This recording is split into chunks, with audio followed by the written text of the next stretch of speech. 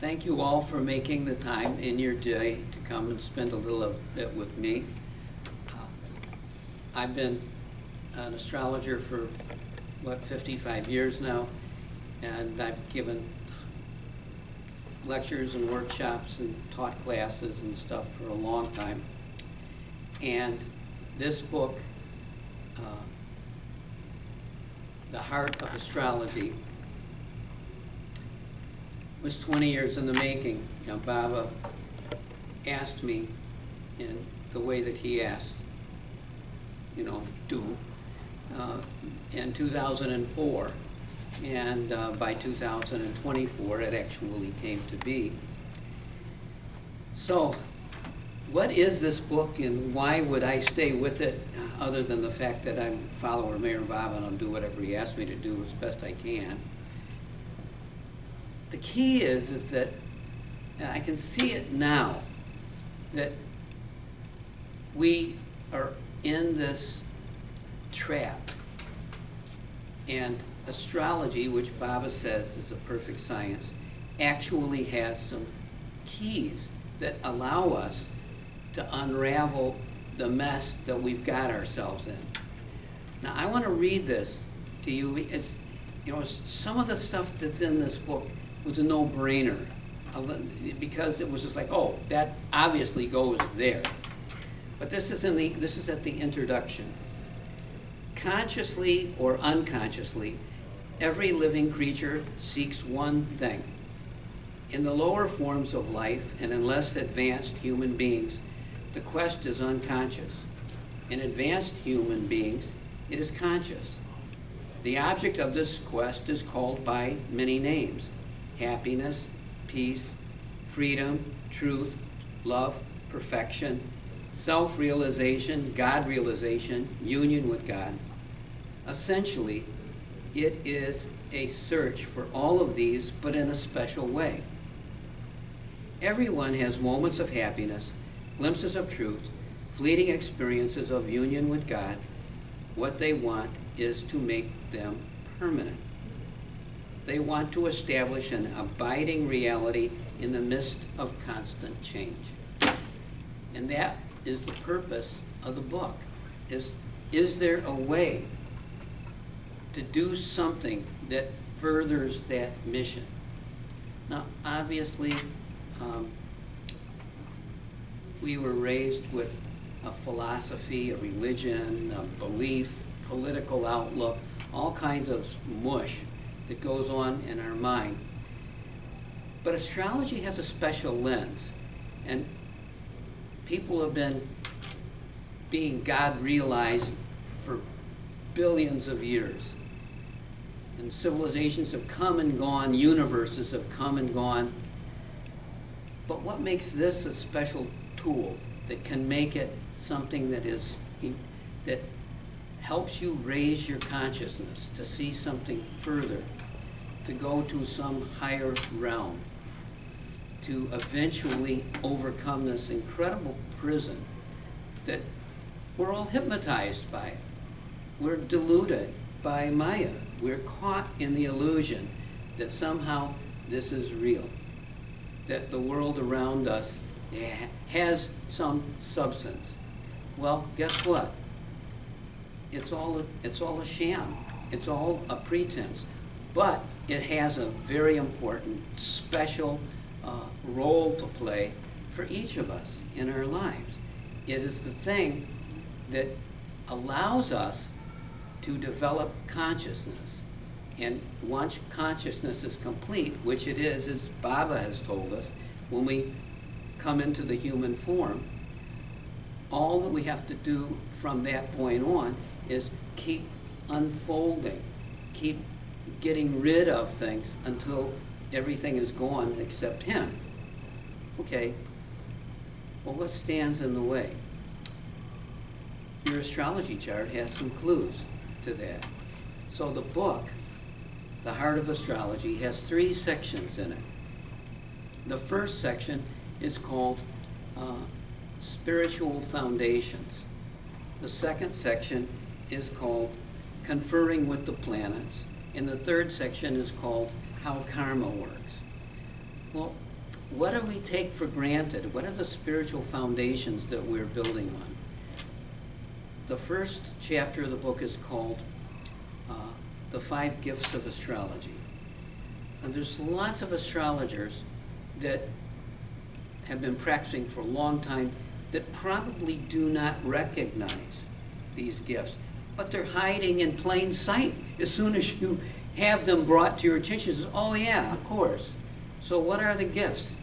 Tolerance, timing, comprehensiveness, self-understanding, a spiritual path. Well, what does it mean to be tolerant? I mean, I know astrologers who aren't very tolerant, but they have at their disposal the tools for being tolerant.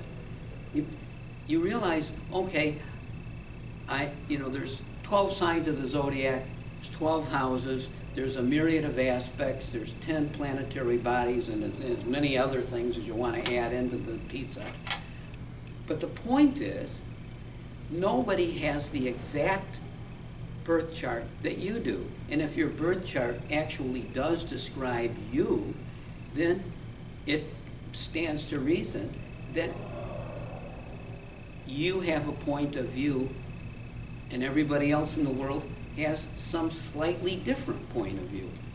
And that doesn't mean that they're all wrong and that they're all full of it and you've got the right answer. You have what you have for you, and other people have what they have for them. And astrology helps us come to the conclusion that we should be tolerant. And as you grow in connection with the divine and you realize, hey, there's order and symmetry to the way that creation operates, you realize God put all these other people, all these other things in the world for us. It's not that we are supposed to go out and convince everybody to think like we think or to see the world like we think. It's like, that's not the message. So this issue of tolerance keeps her coming back. It's something that we keep working on.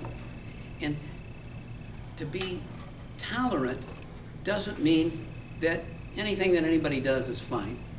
You have a point of view. It's like you know what's right and what's wrong for you, maybe even in an abstract sense. Oh, somebody's getting ready to do something that's really bad. They're going to suffer because they did that. Okay. So we come to that, and the first chapter of the book, we spend some time talking about that.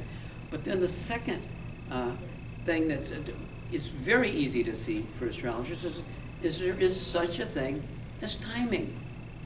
You know that you get up in the morning, you go to bed at night, you go to work at a certain time, you have a job to do, maybe you're punching a time clock, maybe you're just fiddling with stuff that has to be done by the end of the day.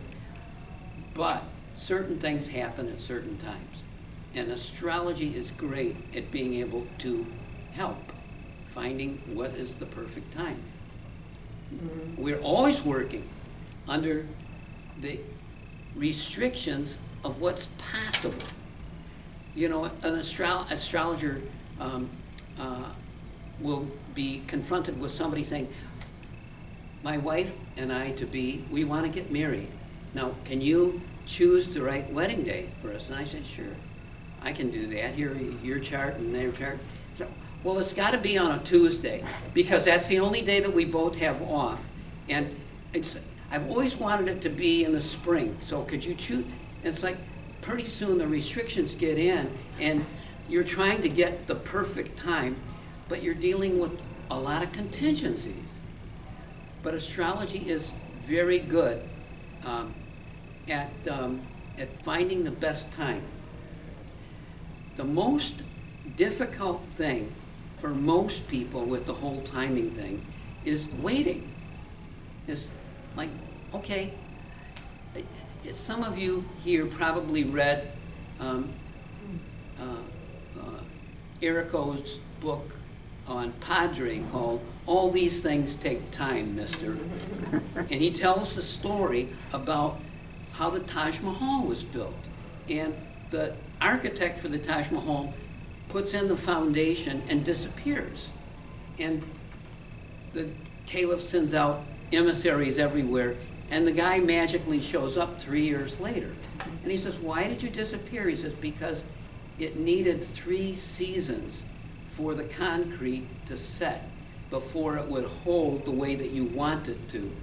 And if I had been here, you would have pestered me to go on and start building it right away. And that's the dilemma that astrologers often suffer from, is that we can see something, when is the appropriate time, and we don't have the latitude of making it happen. And don't misunderstand me, astrologers can be wrong. You can see the time, but you really want it to be a different time, and so you're forcing, some time to be right that really isn't. But putting it in the most positive light, yes, having the leg up, meaning that you can look at the planets and you get something for an astrologer's akin to, well, I'm not going to go plant corn in Nebraska in the middle of February. I can wait until spring because that's a better time to plant. It's like that kind of thinking is what brings us along, and astrology becomes more and more facile at that. And then the comprehensiveness of astrology, we'll talk about that a little bit later on, but right now, just to understand the simplicity of the astrological symbolism, everything in your experience can be described by a handful of symbols.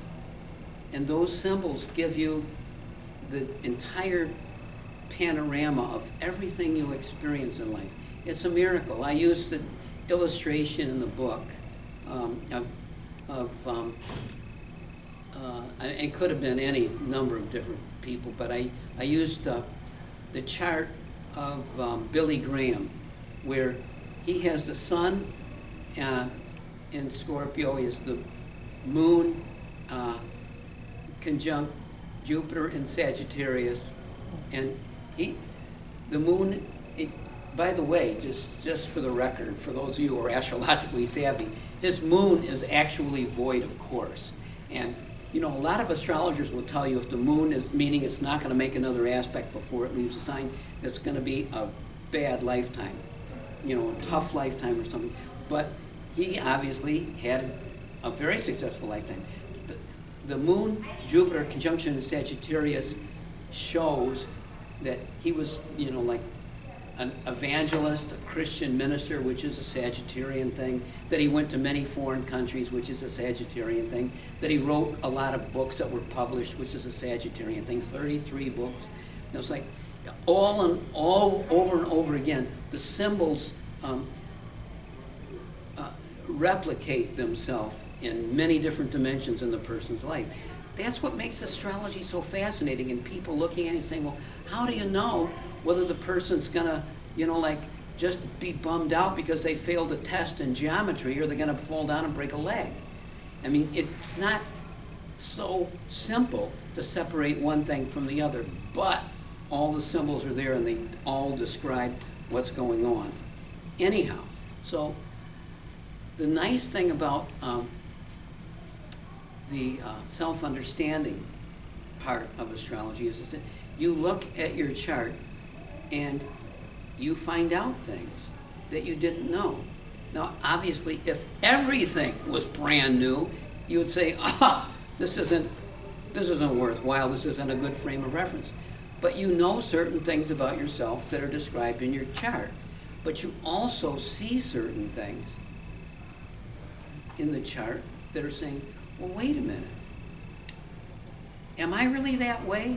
Do I do that? It allows you to go to a deeper level of self-understanding, not just with your own psychology, but with events in your life.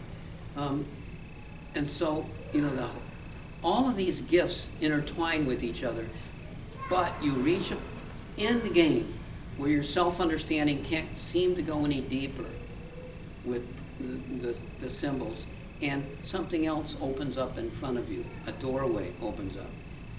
That, my friends, is called the spiritual path. It's like, oh, okay, there is something more. I can't understand myself unless I take a leap. I go beyond what I have known about myself. And that doorway opens, as Baba describes, I'm going to see if I meant to put a marker in this and I didn't. But let me see if I can pull it up magically here.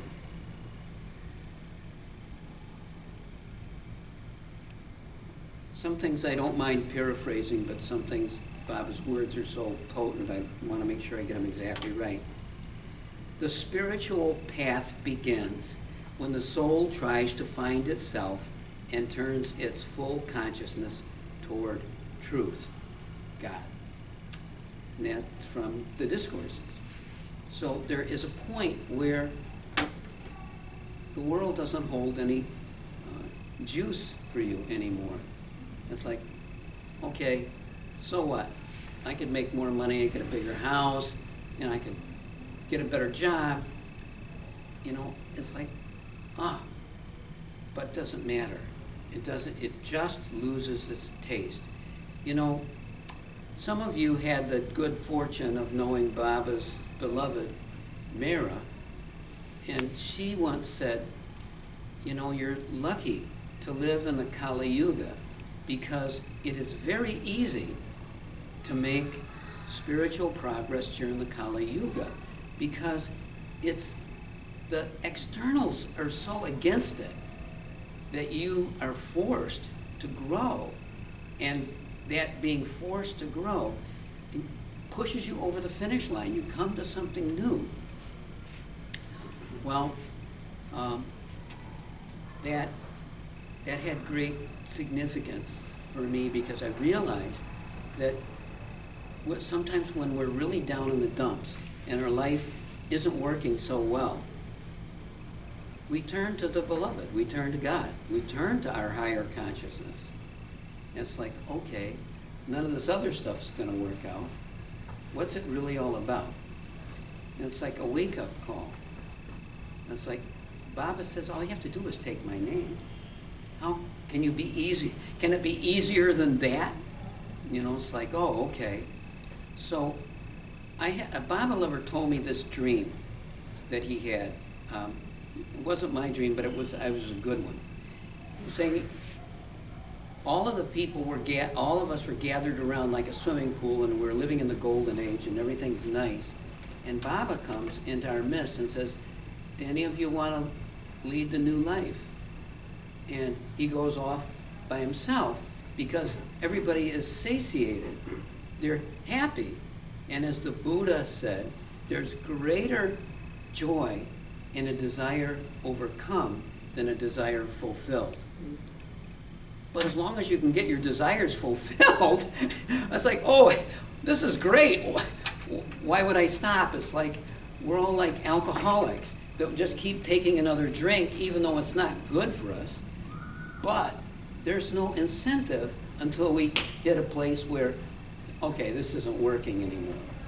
But the thing is that we hit that place quickly when we are living at a time when there's great pressure from the outside. Anyhow, so those are the 5 gifts of astrology. And then the second chapter is called Tuning into the Cosmos, and I'll just be brief with this. Tuning into the Cosmos is a chapter that says, okay, so you're an individual and you want to know more about yourself. Well, what can you learn from the external environment? What can you learn from the cosmos? It's like, as Hermes Trismegistus says, as above, so below, as within, so without, as the universe, so the soul. It's like, okay, the microcosm and the macrocosm mirror each other. That means if you're going to, for men, women would have a cosmetic supplement for this, but if you're going to shave, you're looking in the mirror to shave. You know, it becomes easier seeing it in the mirror. I guess if you're putting on mascara is probably easier if you've got a mirror to look into. And it's like, in that sense, the universe teaches us. And so tuning in to the universe is a big step, and it helps.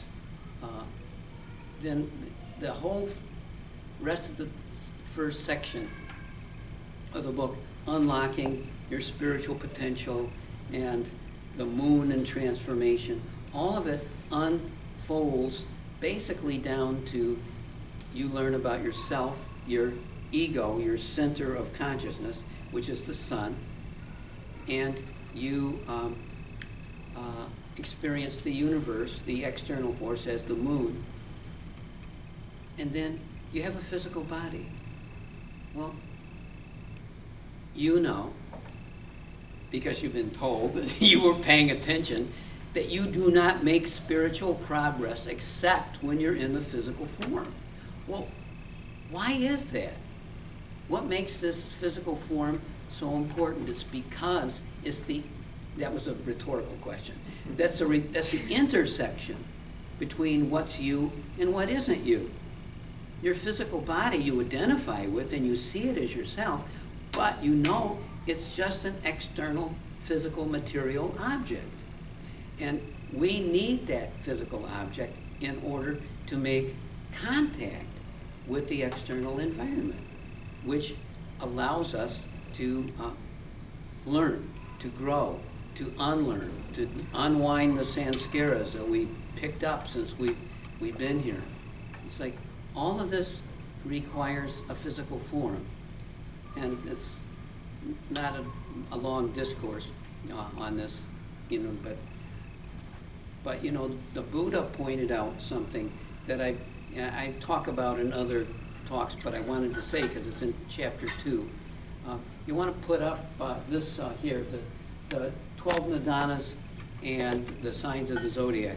They match each other perfectly. The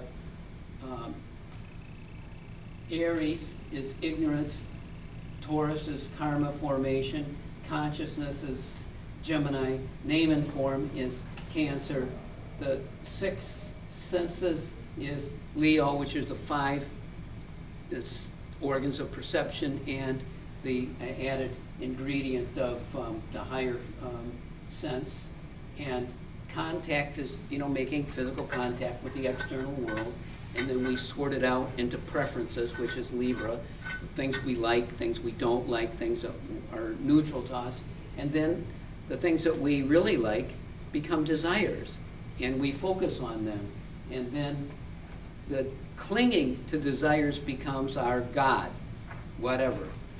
And then we go to becoming, which is what we're bringing into being, and then birth, which is Aquarius, which is where things develop in our mind, and then death, suffering and death is Pisces, which is the end, it's the disintegration, and then we end up with ignorance. That is where we are on the wheel again. I've studied this for over 50 years now, and the thing with the 12 nidanas and the signs of the zodiac is that overcoming the wheel of karma, the things that bring us back into incarnation, means really understanding that if you're not born, you don't die. If you don't have desires, you don't suffer. If you are able to extinguish the ignorance, you don't have the formation of karma. I mean, each step on this ladder is a result of what's gone before, and it is a precursor to what follows. So it becomes an extremely important wheel, and something that some sects of Buddhism study very deeply. Not to go off the rails too much on this, but mostly the Four Noble Truths were emphasized in the northern school of Buddhism, and the 12 nidanas, or dependent origination, was more something embedded in the southern Indian tradition. You know, it was interesting that, you know, with all the world religions, they're like fossils. You know, you dive into them and there's no living property. They're like going into a museum. But, you know, we're in the springtide of creation, which is a revitalization of all of this. Katie, could you put up the chakras for me?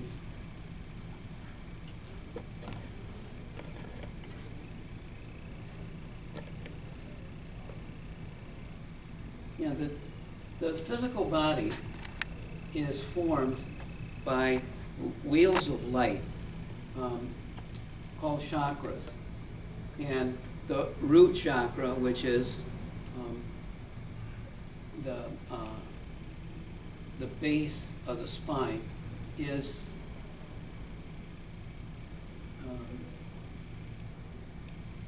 where survival happens. And so we have that.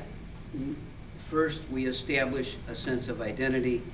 Then the second chakra, we reach out, we have relationships, we harmonize with others, and then our personal identity is associated with the solar plexus chakra, and then the heart chakra is Venus, and Mercury is the throat chakra, and then the moon rules the point between the eyebrows, and that is where the visions of what we are to do in life are created.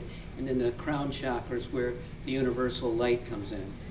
Why this is important and why I've taken the time to describe this is that this is how we use the planets to energize different parts of our body, how we become balanced, how we maintain relevance in the pattern of our own life and able to move forward. There's a vibrancy to them. And I mention it because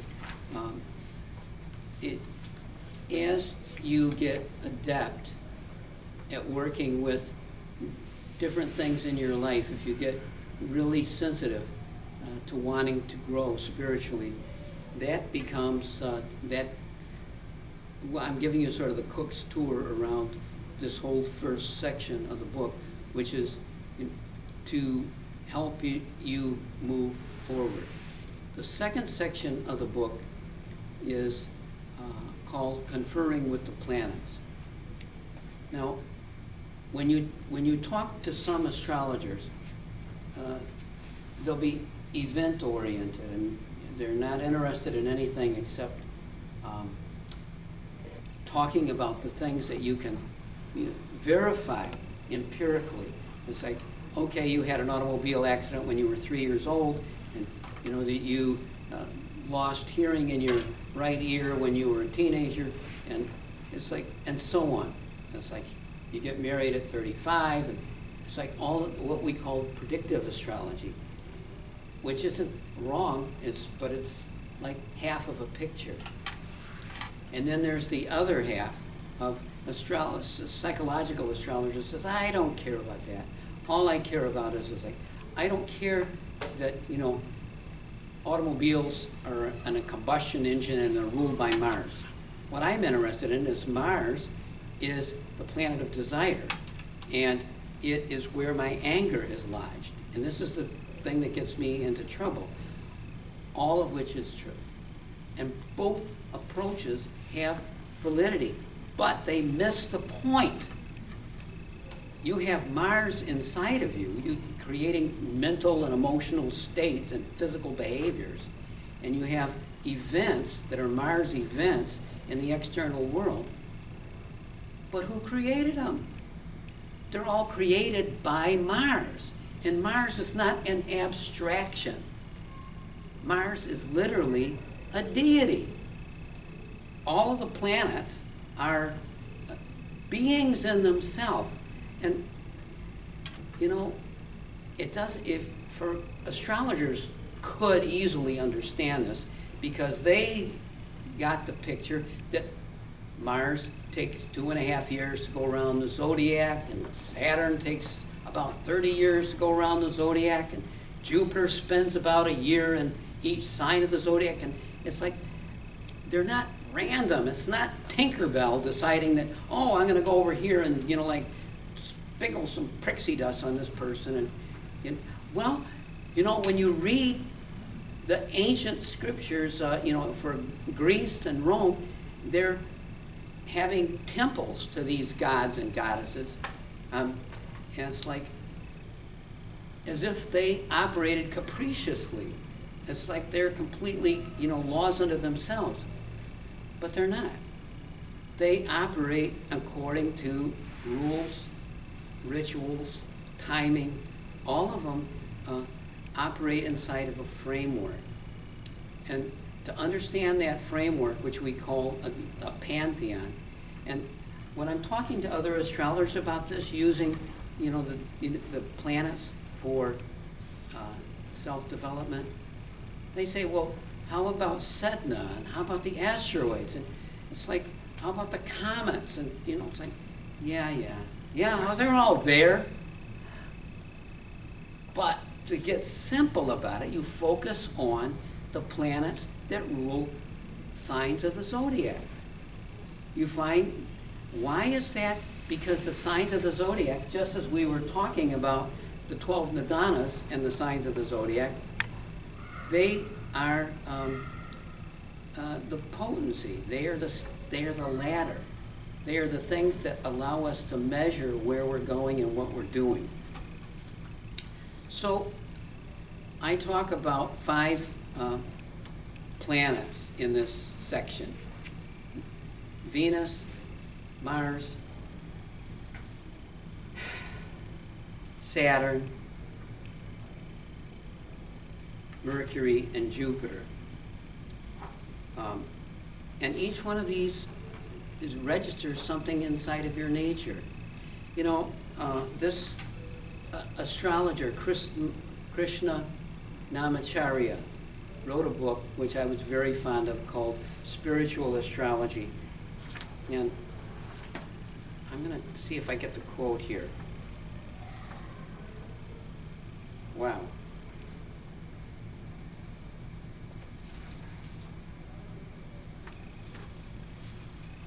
Here it is.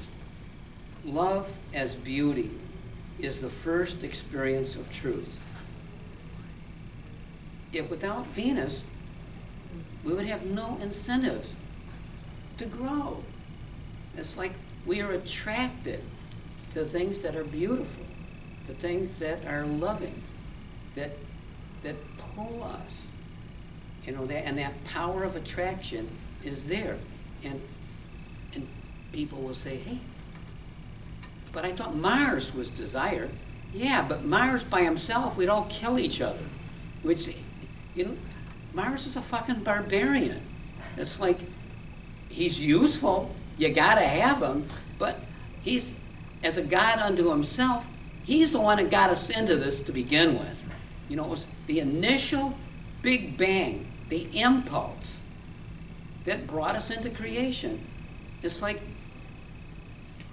how could we be so stupid to get tied up in this long journey through creation? You know, you want to be a stone for 1 billion years and then to go through, you know, all of these forms, you know, all the minerals, and, you know, it's like, oh my God. And then you finally get to the human form, and, well, I'd rather do it myself. Okay, it'll take you 8,400,000 lifetimes doing it by yourself. But luckily, Mars has a purpose. He does, even for us. Yes, he got us into this, but he gets us out. If you didn't have Mars, you wouldn't be able to stand up. You wouldn't have any energy to do anything. So Mars is vitality. And if you're confronted by a big bad bully, if you don't have a good Mars, You don't have any courage. You can't stand up for yourself. You can't make the good fight. But somebody insults you. Yeah, Mars is the guy that has you get out a gun and shoot the person. But that doesn't get you out. That's the point. It just keeps getting you in deeper. And at some point, you see Mars interacting with other planets pulls you beyond that. So learning to talk directly to the planetary deities, it doesn't mean like now you've become a polytheist. It doesn't mean that you're like worshiping, a bunch of, false gods. It means that you're learning to use the resources that are at your disposal. They're there to help you. That's all. There's only one God. There's only one thing that ties all of this together, and so it's very understandable to sort of stand back and not want to get overly involved in this way. But when you talk to Mars and you start dealing with Mars in your own chart, just like when you start dealing with Venus in your own chart, you start getting somewhere. It's easy to speed up the whole process. Now, how about Saturn? Well, astrologers are fine to say, oh, Saturn's your friend. I say it all the time to people. But what does that really mean? I mean, it's like one of my early astrology teachers, Ron Davison, says, well, nobody says, yippee, I broke my leg. It's like, yeah, there are difficulties that we confront in life. And Saturn is karma. And we get pushed by the karma that comes to us that we have to deal with. But that doesn't mean that we're lazy or slackers. It's just you do it without creating new karma. Baba talks about this in the discourses of that it's an art form to express non-binding karma. And that is the trick of lightening your load and getting out from under it. And so, as my astrology teacher, Doris Hibble, used to say, where would you be without your bones, skin, and teeth? Which are all Saturn. So we learn to work with Saturn. We find things that, darn it, I really wanted this thing to happen, and it didn't. And so there is that disappointment. But did we learn anything from it? Did we see what was being offered to us when the waitress came and says, oh, I'm sorry, we're all out of that. Everything that you're asking for on the menu is gone. Okay, well, we have a choice to make. We can get angry, we can brood, we can, fight, or we can see it's like the silver lining. What is in there that is a good? And there always is. And, people make up all kinds of hypothetical things. It's like, well, what good was it for the 6 million Jews to go to concentration camps? I was like, you can create a lot of different Stephen King horror stories in your mind and think, that was a terrible thing. It's like, yeah, and that wasn't the journey of the soul. As Mayor Baba says, if you go to a movie and it doesn't have a happy ending, it was because the story didn't go on long enough. It always has a happy ending. So my point is that coming to terms with Saturn is and just talking to him and getting what the deal is from him. Now, Mercury is, you've got a tiger by the tail when you start talking to Mercury because you're trying to understand your mind with your mind. Mercury rules all forms of movement, all forms of creating, of thinking, perception. It's like it is the whole principle of duality, which we are trying to heal. We're trying to overcome that separation between us and God, between us and the environment, between the individual and the cosmos. Even something simple like with your love relationship, your husband and wife, or somebody that you feel very close to. It's like, how do you merge? How do you get close enough that the two of you actually breathe as one? Well, that's the role of not a romantic partner, but that's the role of a master. And if you could, Katie, could you put up the mutable signs on there for me?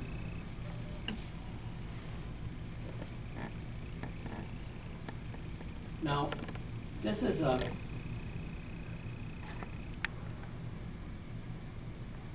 oh, I'm sorry.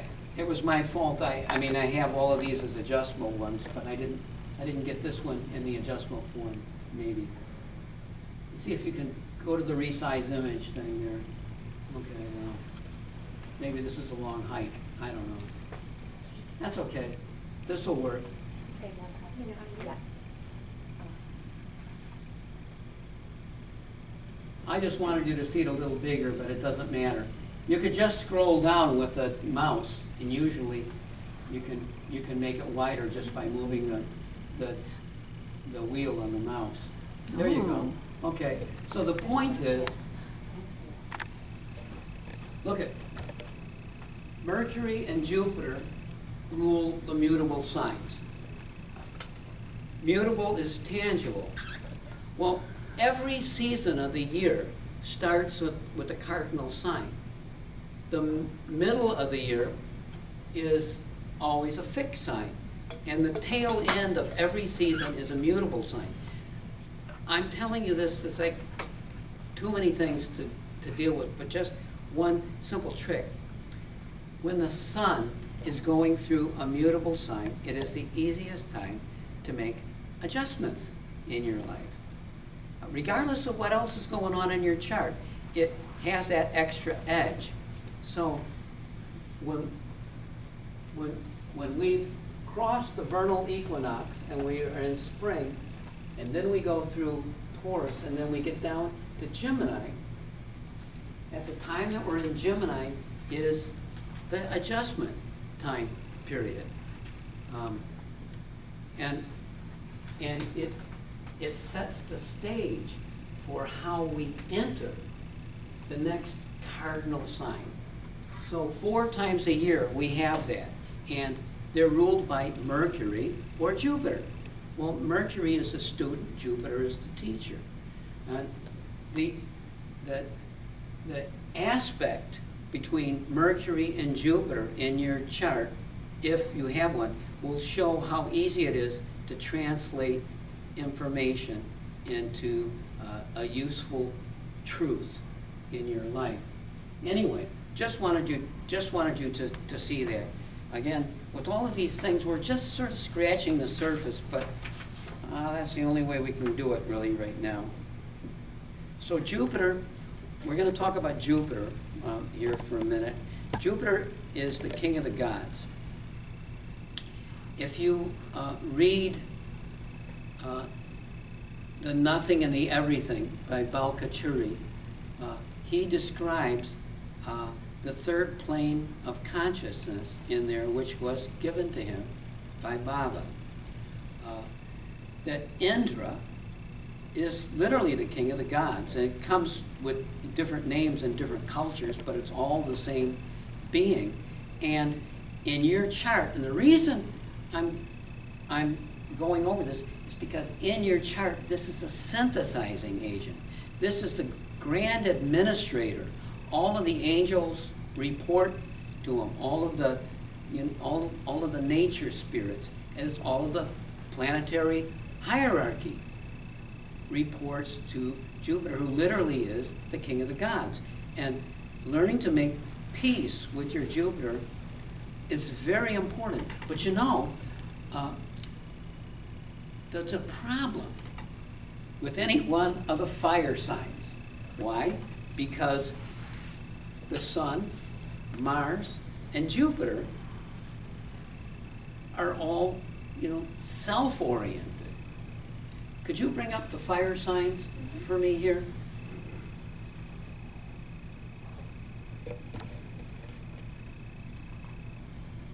There we go. That's the fire signs. Okay. Now, the fire signs are ruled by Sagittarius, the Sun, and Mars. Okay. What's the big problem with the fire signs? Is getting a picture that there is anybody else. Mars is, the reason that Mars is a warrior is like, it's a sense of entitlement.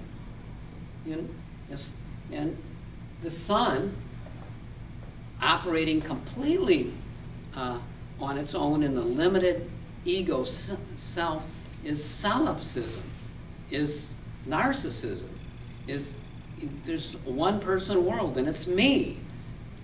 Jupiter, king of the gods, well, suppose your Jupiter, king of the gods, gives you permission to be the only thing that matters. So there is always the problem with the fire signs of being unintegrated. You got to have them. You got to have all of these things. Do you know, those of you who've been with me through other talks know that I'm fond of this story, but it's true. In 1943, in Nazi Germany, people didn't pray for Hitler. They prayed to him. He had become Jupiter. Now, Baba, when he took Musk from India to be in southern France on the edge of Germany, he says that the German nation is undergoing a collective psychosis. It was a breakdown. And in that sense, this collectively, Jupiter had come to have this other significance. So the point is that being able to utilize any of these things in your own chart, recognizing that we live in a pluralistic universe. Saturn, the lord of boundaries, it's like limited time. It's like somebody doesn't like Donald Trump, a celebrity, has a sweatshirt that says, "Is he dead yet?" It's like, okay, because they know that Saturn, there's a limit. There's a limit to everybody. There's a limit to everything. But my point is learning to work with the fire signs in an intelligent fashion is you recognize, and Jupiter, the planet of abundance that multiplies. In Greek mythology, he was a philanderer. He'd had sex with lots of people and was, procreating all over the place and having a great time. But the point is that Jupiter doesn't have boundaries. Jupiter rules light and space. Saturn rules sound and time. And the two of them together create creation's web that keeps us imprisoned. And they rule. We don't have to switch, but I'm just going to show. Jupiter rules Sagittarius and Pisces. Saturn rules Capricorn and Aquarius. So these last four signs of the zodiac are the universal signs, and they create the rules of the game and implement them. Okay, so how do we grow beyond these hot button issues? How many times have you been at a family dinner and had a political argument, or you have a falling out because your parents are Jehovah's Witnesses and you're a follower of Mayor Baba, or you're a Baptist and the rest of your family is Episcopal.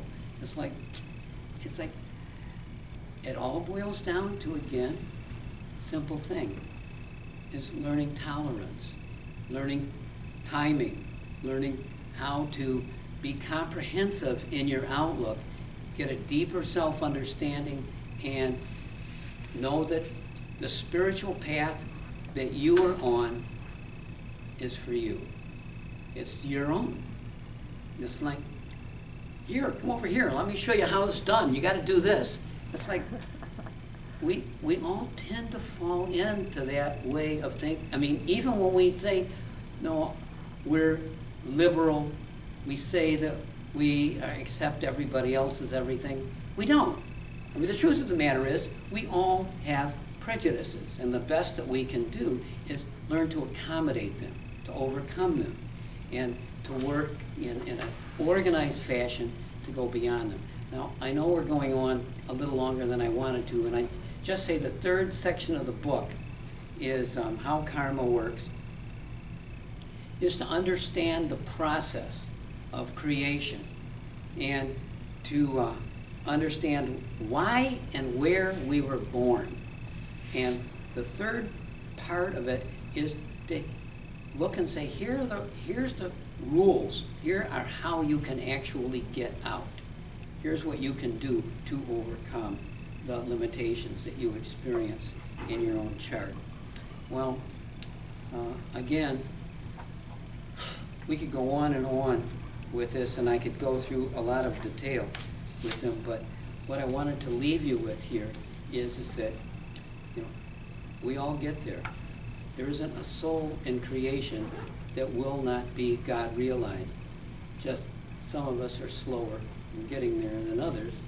And I get a hunch, you know, when I look around the room whenever I'm giving a talk on karma and reincarnation and astrology, thinking, you know, God has recycled us many times. And that leaves me to, I'm going to talk a little bit about what's going on in 2025, because this is entirely my own prejudice on this, but I mean, I'm not completely in the blind, and I didn't make it up just off the cuff. But we're in a very, very precious time period. We are in a time period where the whole world is getting ready to change in ways that we could not even imagine. And it's remarkable that God has watched over us enough to keep correcting things that go wrong in creation to stop us from just exploding. You know, Uranus, Neptune, and Pluto were discovered between 1781 and 1930. And if you think about it, if you're a student of history, everything changed in that. We had, you know, the democratic revolution around the world. You know, we think of in the West, you know, we think of the United States and France, but there are lots of other places. And yes, there was democracy to a certain extent in Athens and so on, but this now became something that took off. And then we had the discovery of Neptune, which the whole idea of, you know, like wanting to have not just legal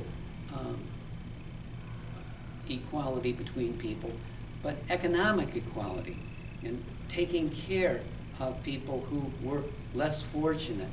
And then, you know, with the Pluto being discovered, we had this tremendous release of infinite power. And what are we going to do with it? How are we going to stop from killing ourselves? Anyway, what's going on in 2025? 2025 has Pluto, Neptune, Uranus, Saturn, Jupiter, Mars, all changing signs. Now, Mars goes around the whole zodiac every 2.5 years. So that's not, you know, the fact that it changes signs, that in itself is not a big deal.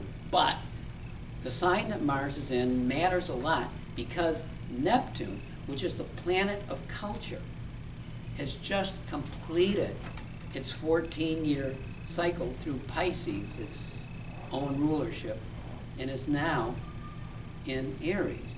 And Aries, Neptune in Aries is explosive, because Neptune in Aries, several things happen with Neptune in Aries. Generally, the world is at war, number one. Always we have inflation. It's like a rapid increase in, how much your money can buy. And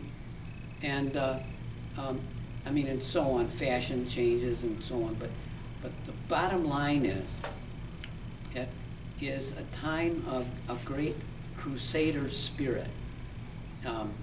And that's ushering in, just started on the 30th of March, and will go on. There's a slight break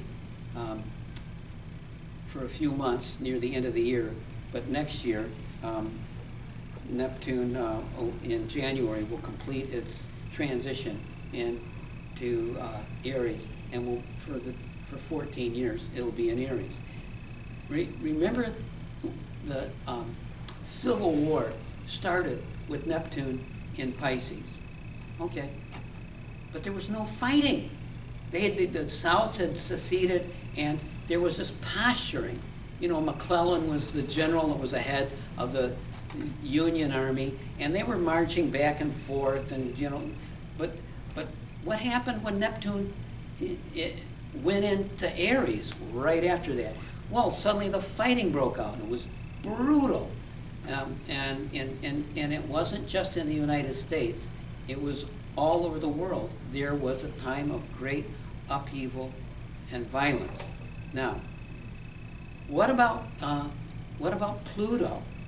Pluto, the lord of the underworld, lord of infinite power. Last November, Pluto went in for keeps into Aquarius, and Aquarius is the sign of individuality, the sign of innovation, and Pluto being there will definitely stir the pot in terms of science, application, the way that people envision the world, how they look at things. And with Neptune, by the way, I take it from other astrologers, and I've asked a lot. I don't think that there's ever been a time in recorded history where Uranus, Neptune, and Pluto and Saturn all changed signs within a 12-month period of time.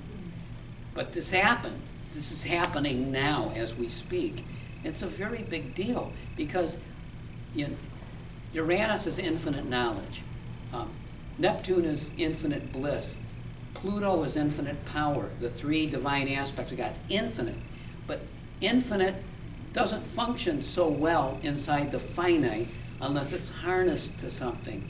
And for you, each one of us as individuals, we don't handle these forces well until we've handled Saturn, the lord of karma, the lord of boundaries. Once we've handled Saturn correctly, then these higher properties can function quite well in our chart. So what happens when Uranus goes into Gemini, which will be in July of this year? Well, every time Uranus has been in Gemini, which it'll be for 7 years, every time America's been at war. It's like it started with Uranus, then we had the Civil War, then we had World War II.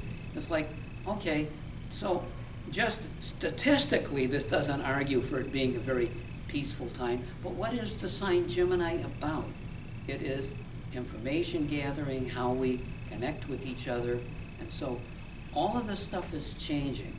All of this stuff is changing. Now Saturn, the Lord of Karma himself, is going into Aries. And why this is significant is Saturn is boundaries, and wherever Saturn is transiting, things have like a damper on them. Well, Saturn in Aries will mean it will be very, very hard for people to initiate something new. Doesn't mean that it won't happen, but mostly what we'll see is a revision of the things that are already put in place. And it argues for people having to work very hard to get things done. Now, Saturn going into Aries will, make, the conjunction to Neptune. Saturn is the ability to materialize, and Neptune is the ideal. So it is a magical aspect when it's used correctly to bring about something good. And because Aries is ruled by Mars, exactly where Mars is in the year is going to matter a lot. Mars started this year in Leo, and then it went back into Cancer, and now it now has gone into Leo on the 18th of April this year. Will be in Leo for a couple of months, and then it stays between Leo and Capricorn the rest of this year. So it'll be a time of hard work, but it becomes the barometer. You can kind of measure, what's the temperature of the water boiling over in our civilization. Jupiter, on the other hand, goes into his exaltation on the 9th of June. He goes into Cancer, which can be very good, or it can be something where we get caught in the soup, and we get caught up in just our own world, and turning our back on what goes on with the larger civilization. So, the message is, okay, we do have to tend our own garden. You can't be off being Miss Bossy Pants telling everybody else what they ought to do. You gotta be taking care of the things that are really yours to do, but at the same time, we are our brother's keeper. We do have to take care of each other. That's like, and again, Saturn, the Lord of Karma, is in his exaltation, not this year, but he's in his exaltation in the sign Libra, which is the sign of balance. And this year, going into Aries, he's in his fall. And Saturn does not operate as we would have expected to, but it still becomes a tool for helping us get where we need to go. Now, I'm going to stop, but I'm happy to answer questions or to give you an opinion about absolutely anything at all, except who's going to win the World Series or something like that. But do you have any questions, any thoughts, anything that is on your mind? You've all been very patient, and I'm really grateful that you chose to spend a little time with me on this Sunday afternoon. Any questions? Okay, well, you all have a wonderful time, and if you're reading my book and you have questions as you're reading it, just send me an email, give me a call. I actually have a question. Okay. So you talked about this is a really good time because it's challenging, that we can grow spiritually, and it sounds like there's a lot happening with all the planets changing signs.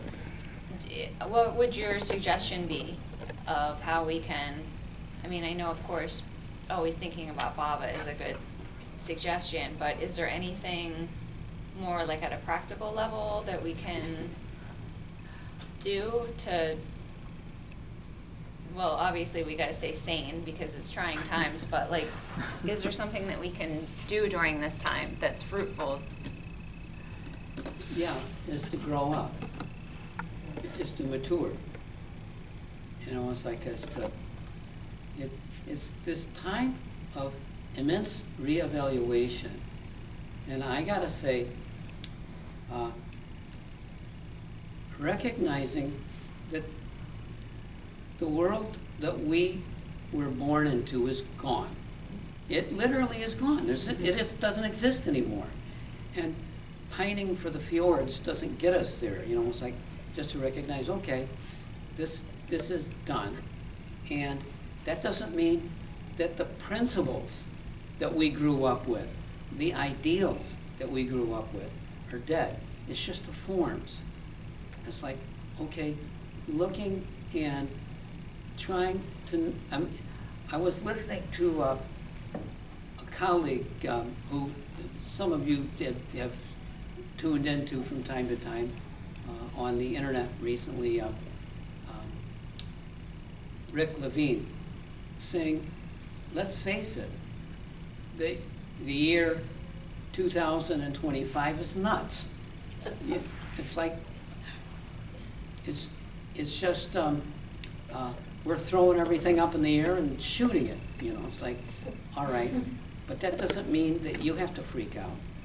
Do you know that, I remember when I was in college studying psychology that they found the people who were mentally ill, when the economy got terrible and the world was falling apart, if they were mentally deranged, they got better if they weren't too far down the tubes. If they were, they just got worse. But it always had an effect, one way or the other. And I would say spiritually, that's true. It's like, I've heard people say, oh, well, yeah, the spiritual path sounds nice, but it's too hard. What? I'm thinking, oh, you got something better you want to do? It's like the president, a different president than we have now, saying, well, if we pulled out of Iraq, it would be admitting that we made a mistake. Well, if we made a mistake, maybe it's time to admit it and do something else. It's like, again, it is very easy to be hypnotized by the goings-on in the world and to just recognize that, hey, none of this really matters.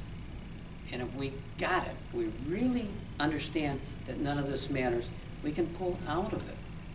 We end up making too big a deal out of it.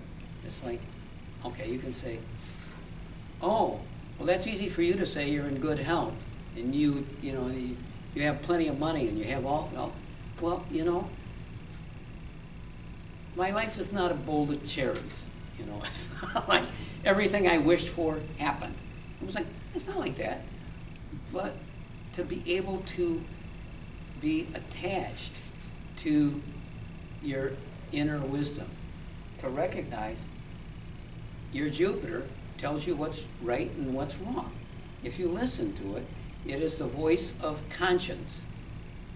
And to implement each planetary placement in your chart correctly, to have good boundaries, to be disciplined, all of the Saturn lessons, to have, you know, strength, courage, all of the Mars lessons, to think good thoughts, as the Zoroastrians say, good thoughts, good words, good deeds, all of the Mercury lessons. It's like, don't make anybody else miserable if you're having a bad day. Haven't you noticed when you're walking down the street and you smile at somebody, and it's like, it lightens the spirit for them, but also for you. It's like, okay, we can get on with it. So you're asking a good question, and I'm sorry if I'm just giving a generic answer, but it's, as the saying goes, this too shall pass. And eventually, creation will pass. You know? Any other questions? Any other thoughts? Okay, well, thank you very much, Jay Bobby. Thank you.